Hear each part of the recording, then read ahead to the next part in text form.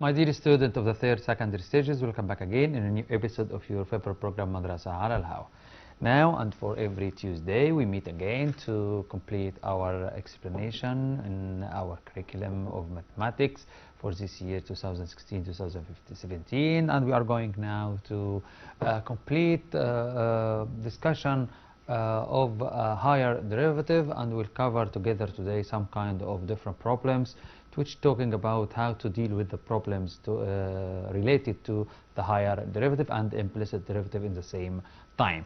I hope that we have enough time to cover our examples, and if we have enough time we can go and make a speed cross for a new lesson which is talking about the equation of tangent and normal to the curve. Don't try to lose our time and go directly to our lesson today. This is calculus, and we have examples on higher derivative. The first example that we have today, that if y equals sine x plus cosine x, prove that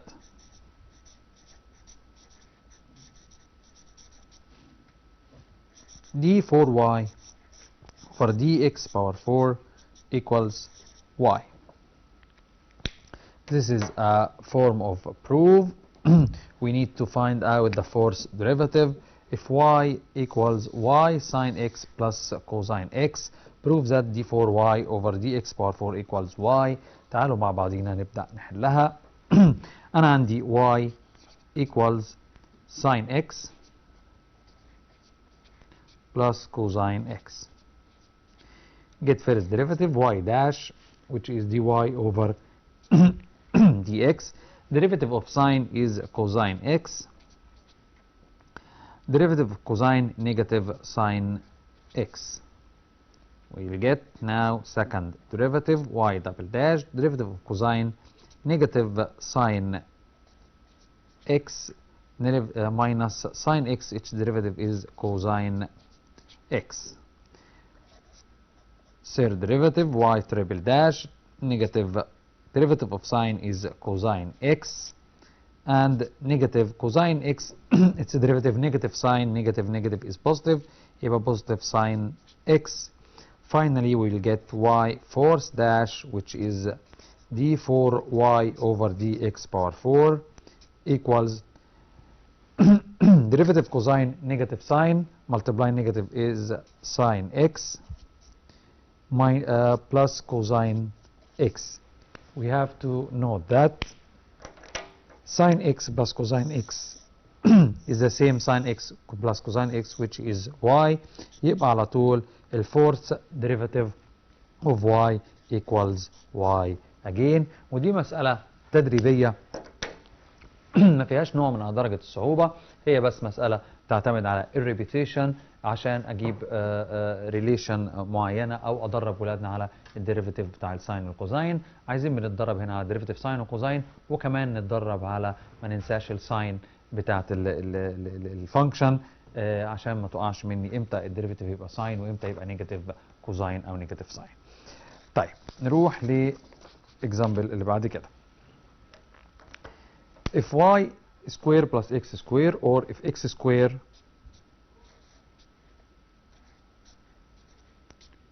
plus y square equals 1, prove that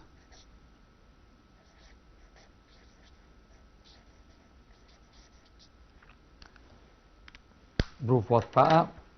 عايز يعمل proof ان y power 3 d2y over dx squared plus 1 equals 0. First of all, we have to start with the given, which is x squared plus y squared equals 1. X squared plus y squared equals 1. We have to get by differentiate with respect to x by differentiate with respect to x. هنجيب الفيرست ديريفاتيف، هيبقى 2x plus 2y dy over dx equals 0. طيب انا هبتدي هنا اعمل simplifying واقدر اطلع من دي على طول ال dy over dx equals negative x over y. negative x over y. طيب هيبقى شكل المسألة عندي دلوقتي x plus y dy over dx equals 0. By differentiate again with respect to x, derivative of x is 1 plus first multiply derivative of the second, derivative of the second, which is second derivative d2y over dx squared, plus second multiply derivative of first, which is dy over dx equals 0. We have 1 plus y d2y over dx squared plus dy over dx all power of 2 equals 0. لسه ما وصلتش للجزء اللي انا عايزه اللي هو y power 3 d2y over dx squared. طيب اقدر اقول له انا عندي dy over dx لسه احنا مطلعينها اللي هي negative x over y، negative x over y. يبقى هنعمل substitution هنا، هتبقى 1 plus y d2y over dx power 2 plus substitute dy over dx by negative x over y all power of 2 equals 0. يبقى 1 plus y d2y over dx squared plus x power 2 over y power 2 equals 0. By multiplying all the equation by y power 2, so we have y power 2 times 1 y power 2, y power 2 times y d2y over dx squared, we will get y power 3 d2y over dx squared. Y power 2 multiply fraction y power 2 cancelled will be x squared equals 0. Take care that the first given was x squared plus y squared equals 1, x squared plus y squared equals 1. We have y squared plus x squared, so we will get 1 plus y power 3 d 2y over d x power 2 equals 0. وهو ده اللي كان مطلوب ان انا اعمل له proof. طبعا مسألة لطيفة ومباشرة برضو، لكن فيها فكرة مهمة جدا. ايه هي الفكرة المهمة؟ ان انا لما كان عندي هنا قدرت اطلع dy over dx لوحدها عشان لو حبيت استخدمها. انا صحيح جبتها عملت لها separation ورجعت بعد كده جبت الفيرست ديريفيتيف زي ما هو اللي هو x بلس y dy over dx واشتغلت عليه عشان لو حبيت استخدم الفاليو بتاعت dy over dx اللي هي نيجاتيف x over y استخدمها زي ما حصل هنا وعملت substitution في الستيب قبل الاخير. يا رب تكون المسألة سهلة وفهمناها. وتعالوا نروح للاكزامبل اللي بعد كده. If xy equals 5 sine ax plus 3 cosine ax, prove that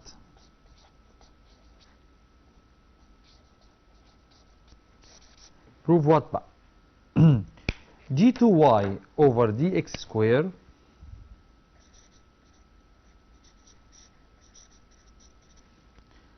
plus 2 over x dy over dx plus a power 2y equals 0. This is the expression that we want to prove it.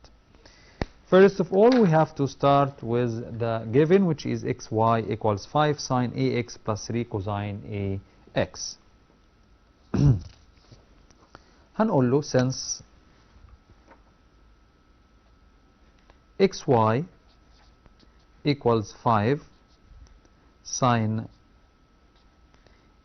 ax plus 3 cosine ax. By differentiating with respect to x, first multiply derivative of the second plus second multiply derivative of first, which is 1, equals 5 derivative of sine ax يبقى a times 5 cosine ax minus 3a sine ax. طيب نعمل الديريفاتيف التاني ده كده first derivative، هنا السكند derivative، وبرضه هنعمل differentiating with respect to x، يبقى نكتبها كده بلون تاني عشان تبقى واضحة. first multiply derivative of the second plus second multiply derivative first is 1 plus dy over dx equals derivative هتبقى 5 negative 5a squared sine ax minus 3a squared cosine ax. طيب هنبدأ نعمل ايه؟ نبدأ نعمل collecting data. ادي x d2y over dx squared plus 2 dy over dx. تعالوا بقى ناخد هنا negative a power 2 common factor. اتفضل عندي 5 sin ax plus 3 cosine ax. 5 sin ax plus 3 cosine ax هو كان المين equation عندي which is equal to xy. يبقى على طول اقدر اقول له ان x d2y over dx squared plus 2 dy over dx equals negative a power 2 xy. طيب انا عايز اثبت ايه؟ انا عايز d2y over dx square مفيش جنبيها x. طيب ناخدها واحده واحده. انا عندي هنا x يبقى انا هقول له by divided all or both sides by x، يبقى على طول الاكس هنا اتشالت تبقى d2y over dx square plus 2 over x dy over dx equals negative a power 2y. يا ترى وصلت اللي هو عايزه ولا لسه؟ لا لسه، انا عايزها بلس a square y. خلاص ما تتقلقش هي محلولة. just move this expression or this term inside the other side. يبقى على طول d2y over dx squared plus 2 over x dy over dx plus a power 2y equals 0, and this is the required to prove. أتمنى تكون سهلة بالنسبة لنا المسألة، وبرضو مسألة تدريبية وكانت مسألة لطيفة. نروح للإكزامبل اللي بعد كده، وبيقول لي if xy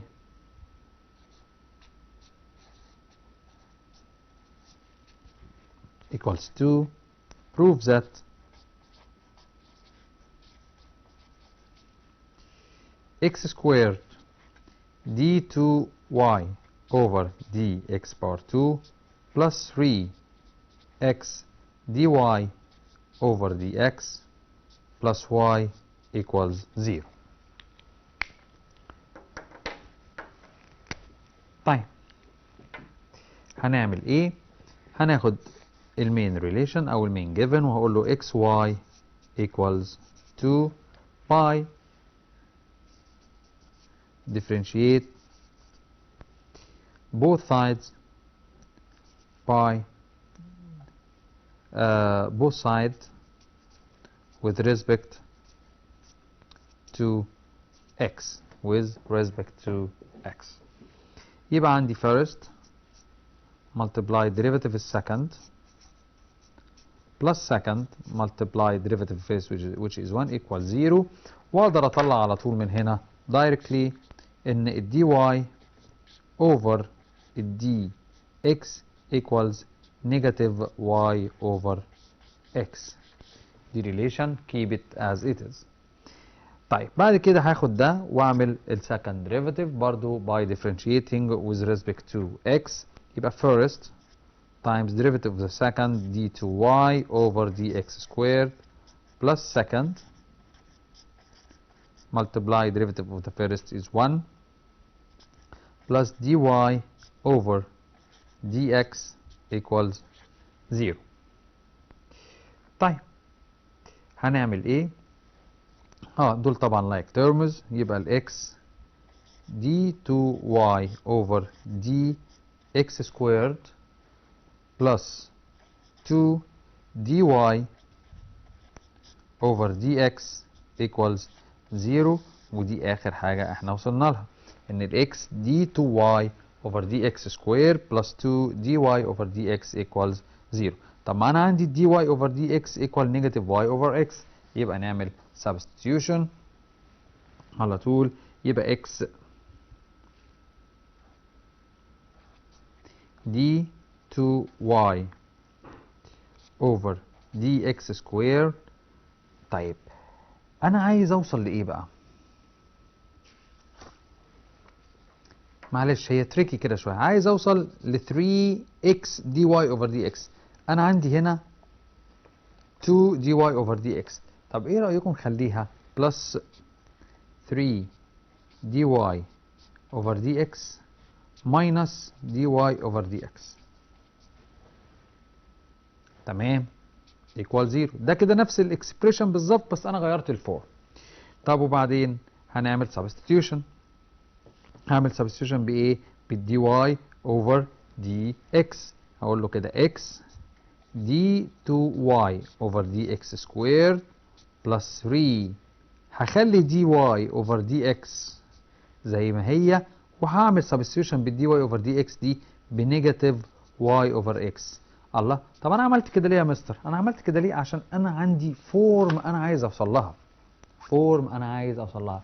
فبقدر اغير في شكل المساله، مش في المساله. ما اقدرش اغير في المساله نفسها. ان انا عندي هنا 2 dy over dx انا قدرت اكتبها 3 dy over dx minus dy over dx بحيث ان انا لو حليت ده يطلع لي السيم اكسبريشن. يبقى انا ممكن اغير، اعمل سمول تشينجينج في الفورم بتاعت البروبلم بس ما اقدرش اغير الستيم بتاع المساله نفسها او اساس المساله نفسها. طب نكمل. يبقى x d2y over dx squared plus 3 dy over dx plus y over x equals 0. طيب تيجي نعمل الايكويشن كلها multiply by x. multiply by x يبقى x times x power 2 d2y over dx squared 3 times x 3x dy over dx y crossed out with x crossed out with x left y equal 0 and this is required to prove. مسألة برضو مباشرة لكن كان التريكي اللي فيها ان انا بدأت اغير في الجزء بتاع او الفورم بتاعت المسألة اللي عندي.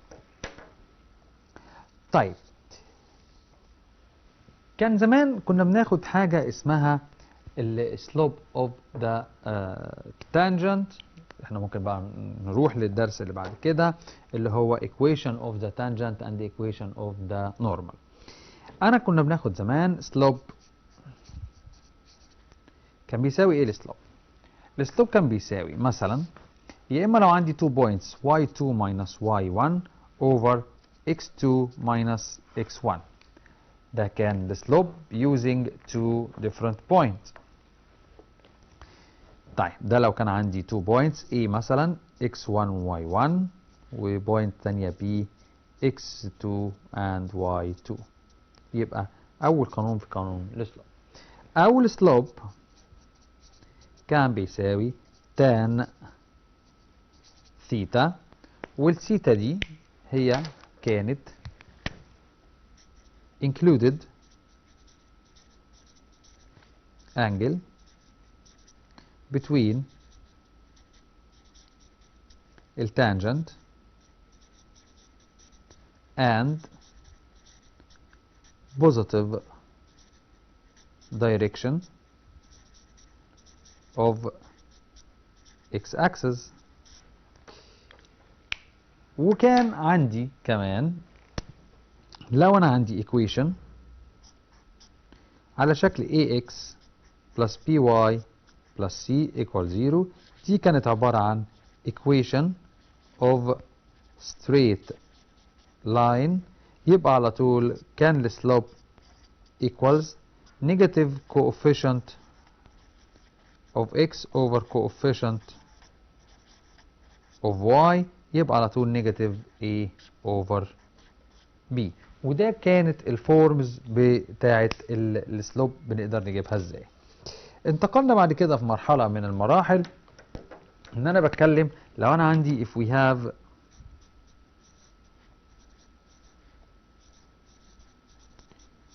two straight lines L1 و L2 their slopes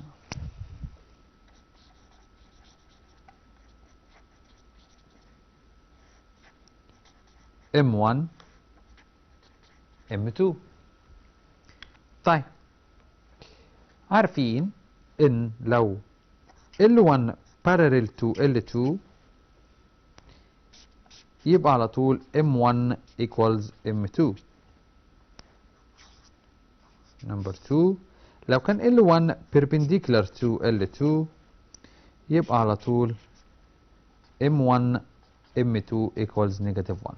طيب this is vice versa relation so we have to make this sign. If L1 parallel L2 then M1 equals M2 or if the two slopes are equal then the two straight lines are parallel.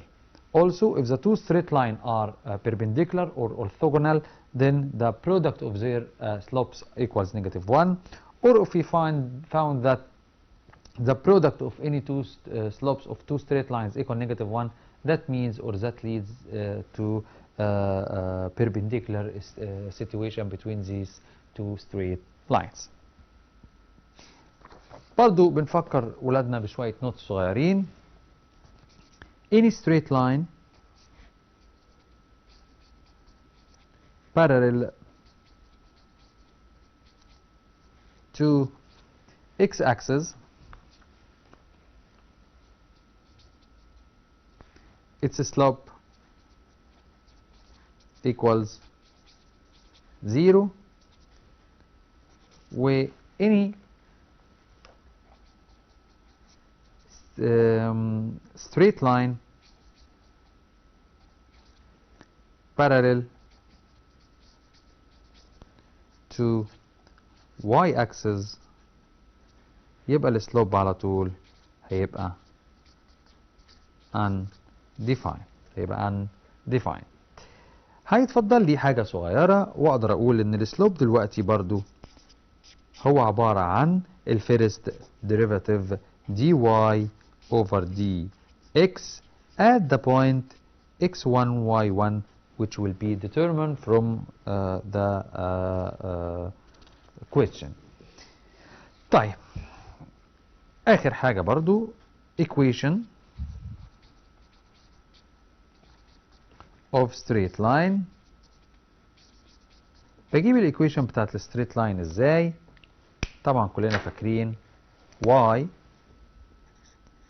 minus y1 over x minus x1 equals m، أو نقدر نكتبها y minus y1 equals m x minus x1. Also, equation of normal هنا طبعا at point x1 y1. Equation of normal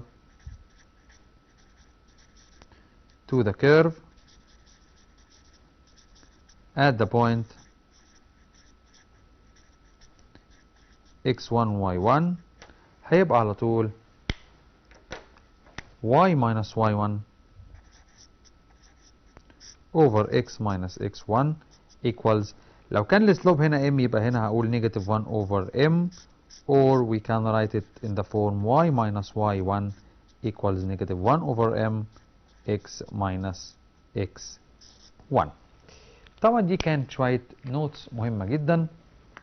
تعالوا نشوف examples عليها ونبدأ ازاي نعمل لها applying على درسنا النهاردة. Example number 1, find the points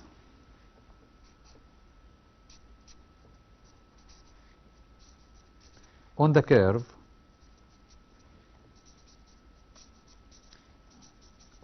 يبقى على طول هيديني equation of the curve مظبوط y equals x bar 2 minus 4x plus 3 at which is a tangent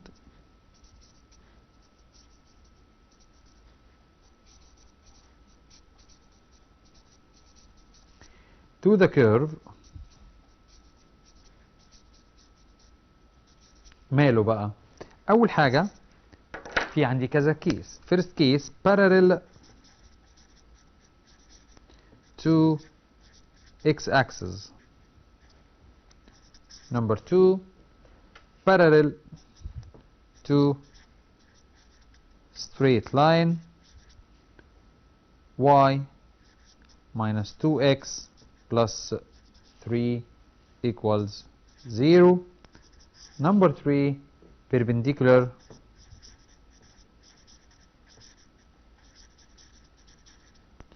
to straight line 6y minus 3x minus 5 equals 0.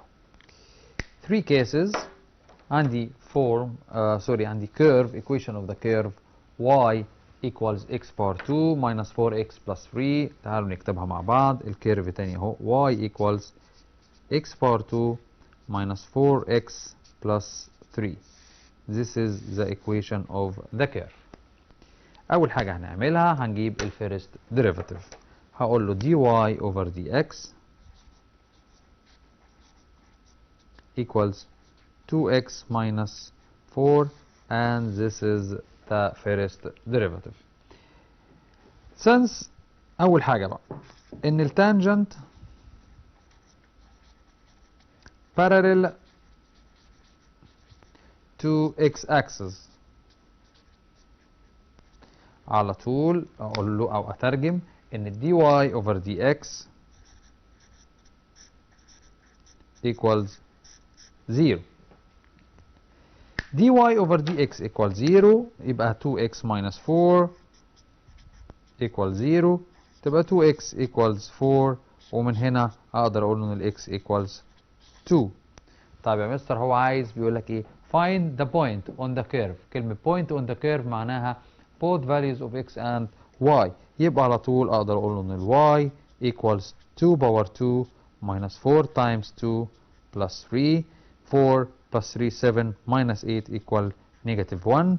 يبقى first point that we get is 2 and negative 1.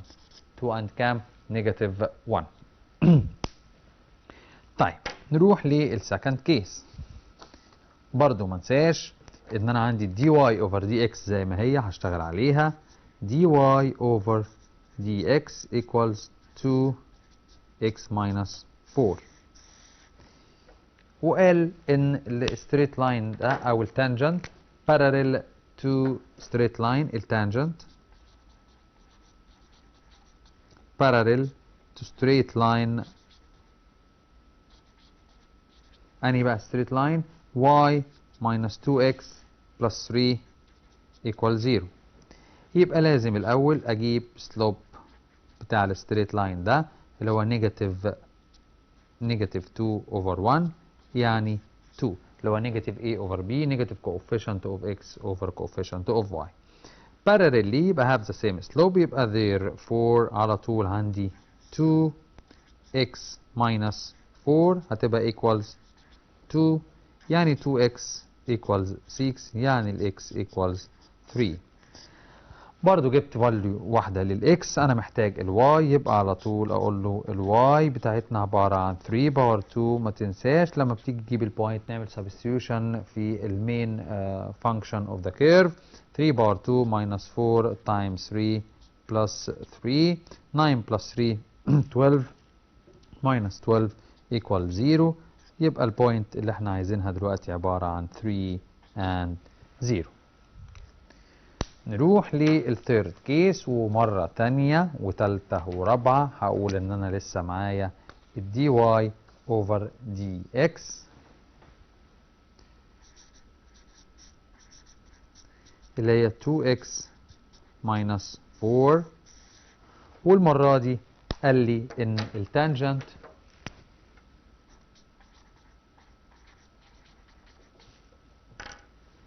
perpendicular على الستريت لاين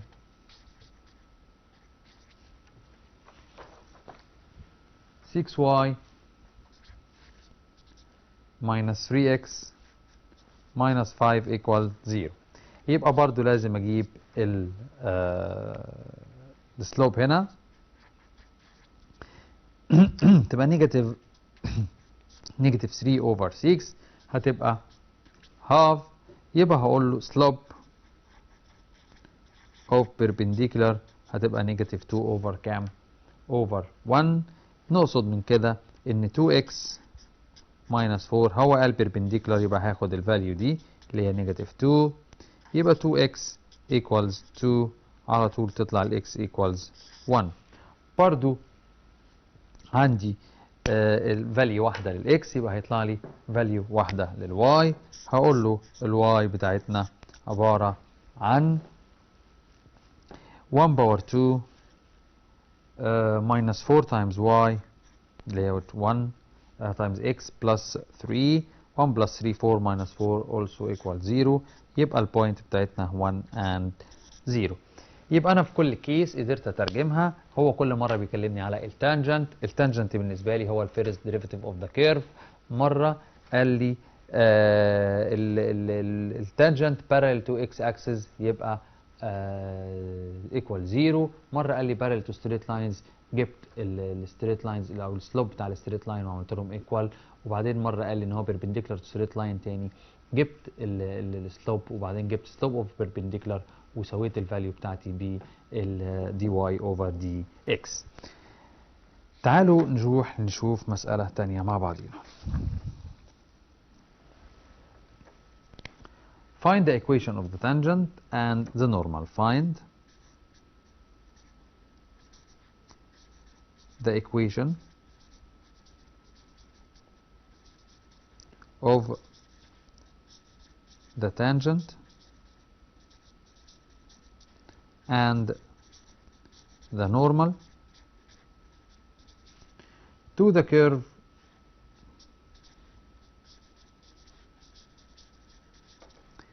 فين بقى الايكويشن بتاعت الكيرف؟ x squared plus y squared minus 4x plus 2y equals 20. فين بقى؟ قال لي ايه؟ at the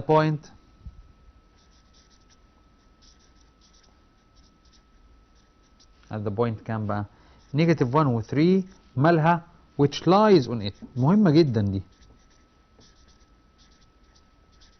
هي مش مهمة في المسألة دي لكن أنا يهمني الجملة على بعضها which lies on it لأن أنا بعد كده ممكن يديني points مش موجودة على الكيرف فمش هقدر أعمل substitution بيها جوه الإيكويشن ولا بتاعة الكيرف ولا بتاعة التانجنت. تعالوا ما نسبقش الأحداث ونشوف هنعمل إيه. اتعودنا نجيب الكيرف بتاعنا اهو. نبتدي بيه x square plus y square minus 4x plus 2y equal 20. Let's write it together. X square plus y square minus 4x plus 2y equals 20. First derivative with respect to x يبقى 2x plus 2y dy over dx minus 4 plus 2 dy over dx equals 0. طيب تعالوا نعمل substitution. البوينت كانت عندي كام وكام؟ نيجاتيف 1 and 3. يبقى على طول اقول له 2 times او نجيب الدي واي اوفر دي اكس common factor. يبقى عندي 2y plus 2 equals 4 minus 2x. يبقى الدي واي over dx عندنا عبارة عن 4 minus 2x over 2y plus 2. ده الفورم بتاع الفيرست ديريفاتيف. تعالوا نجيب السلوب بتاع المسألة بتاعتنا. يبقى هقول له slope equals طبعا slope of tangent. تمام. يبقى 4 minus مننساش برضو البوينت بتاعتنا نيجاتيف 1 وكام و3. تبقى 4 minus 2 times نيجاتيف 1 over 2 times 3 plus 2. 4 plus 2 equals 6. 6 plus 2 equals 8. That means 3 over 4. And this is slope of the tangent. This is m. طيب سيادتك طالب مني ايه؟ طالب مني equation of the tangent. هقول له equation of the tangent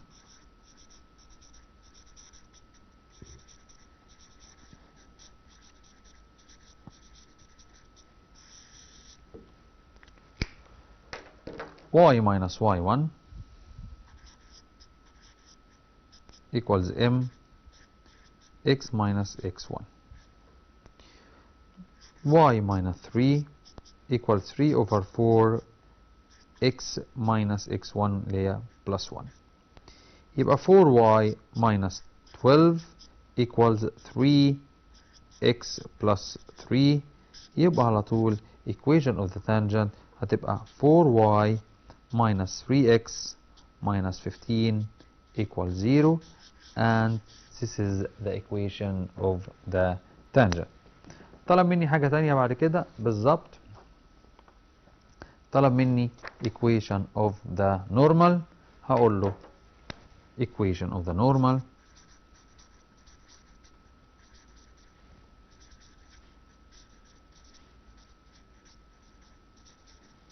مالها equation of the normal تبقى y minus y1 equals negative 1 over m x minus x1.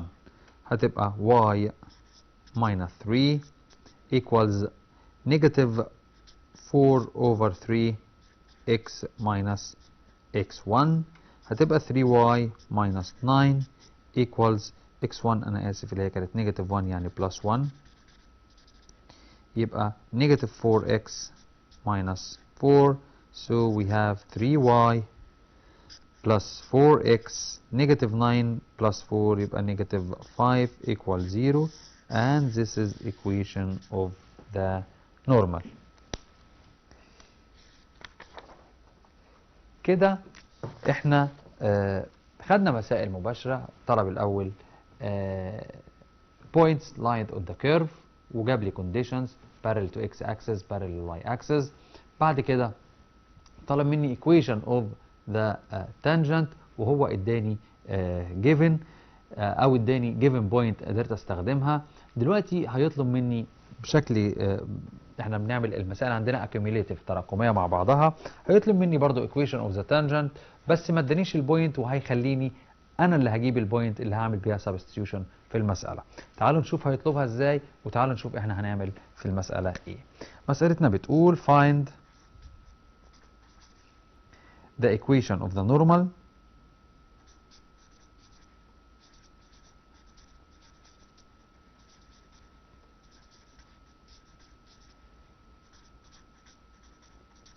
to the curve of the function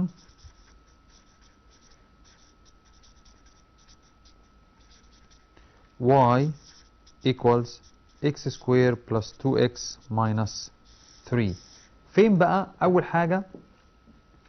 at which. فين البوينت؟ فين البوينت يا مستر اللي هعوض بيها؟ قلنا هنا مش هيديني بوينت اعوض بيها، انا اللي هجيب البوينت. طب يبقى لازم هيديني situations معينه او cases معينه ابتدي اشتغل عليها بالظبط كده، وده اللي هيبدا يقوله لي at which ايه بقى؟ at which او at each point of intersection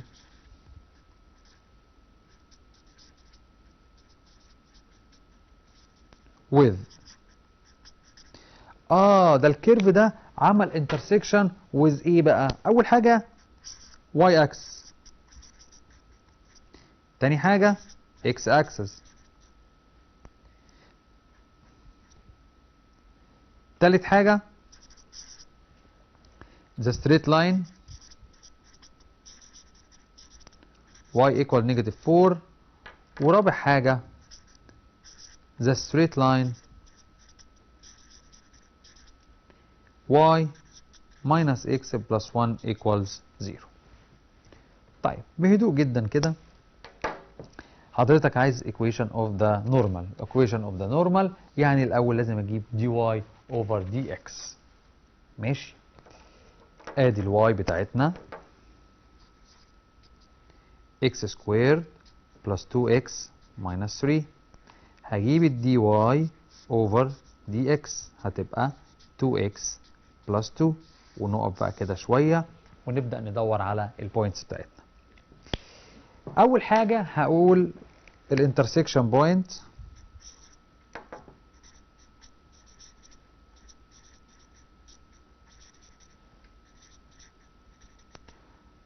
between أو with y axis. intersection point with y axis معناها ان انا احط الاكس بزيرو. احط الاكس بكام؟ بزيرو. يبقى انا عندي الواي x square plus 2x minus 3 put x equals 0. هتطلع على طول الواي equals negative 3. يبقى البوينت عندي كام وكام دلوقتي؟ 0 ونيجاتيف كام؟ 3. 0 ايه ونيجاتيف 3. يبقى انا عندي البوينت بتاعت الانترسكشن، وعندي في نفس الوقت الايه؟ الفيرست ديريفيتيف. يبقى هقول له slope of the tangent. slope of tangent اللي هو m اللي هو كان 2x plus 2 هتبقى 2 times 0 plus 2 هتديني 2. يبقى هقول له slope of the normal.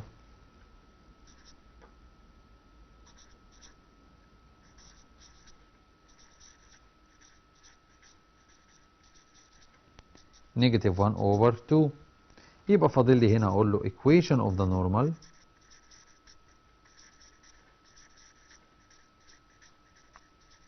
احنا اتفقنا على طول هتبقى y minus y1 equals negative half اللي هو slope of the normal ده في x minus x1.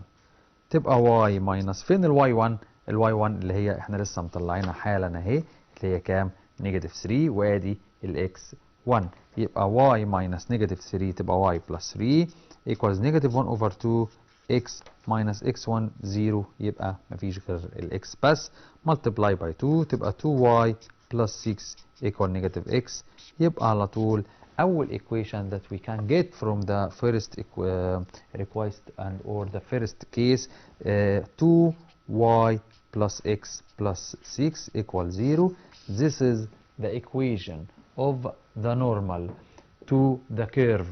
أنهي curve؟ الكيرف ده اللي هو y equal x square plus 2x minus 3. نورمال عليه فين؟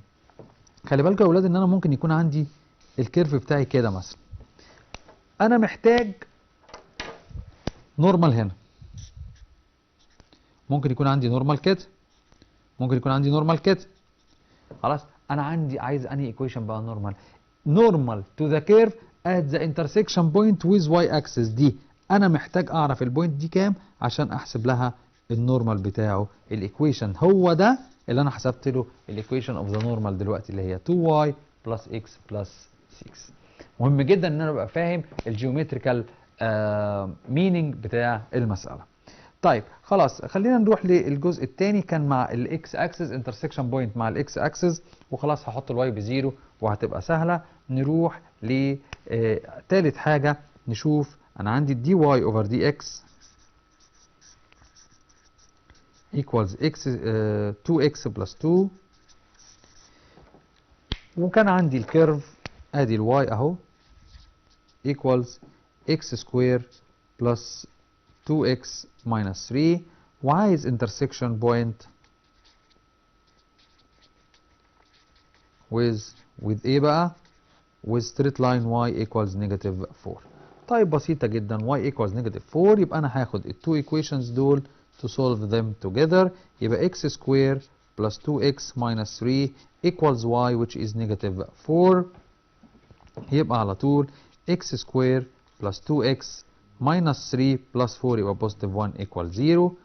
By factorizing x and x 1 and 1 positive and positive we will get x equal negative 1 both sides. هي نقطة واحدة، يبقى البوينت بتاعتنا negative 1 وكام و4 أو negative 4. وببدأ أعيد نفس حل المسألة مرة تانية. هقول له أجيب الأول بس ال dy over dx هنا.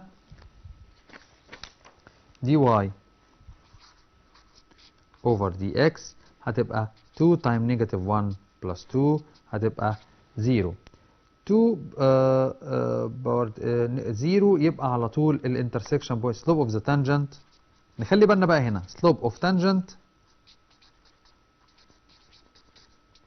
equal 0. عظيم. يبقى سلوب of normal undefined. slope of normal undefined يبقى على طول الايكويشن تبقى parallel للواي اكسس، يبقى على طول هتطلع الايكويشن بتاعت النورمال هنا x equals negative 1. ودي برضو فكره مهمه جدا لاولادنا، ان انا ممكن يطلع لي رقم غريب مش عارف اجيب النورمال، مش عارف اجيب التانجنت او السلوب اوف نورمال او سلوب اوف تانجنت. لا نخلي بالنا ان الزيرو والانديفايند بالنسبه لنا بتبقى حاجه ليها معنى عندنا. مين الستريت لاين اللي بارلل لانهي اكس من الاكسيز؟ وطالما انا عندي الستريت لاين ده بارلل للواي اكسس، يبقى اقدر على طول اقول ان الايكويشن بتاعته اكس ايكوالز الرقم اللي طلع. كده احنا وقتنا انتهى للاسف، لكن على وعد بلقائكم الاسبوع الجاي ان شاء الله باذن الله ونكمل حلقاتنا، واترككم في رعايه الله، والسلام عليكم ورحمه الله وبركاته.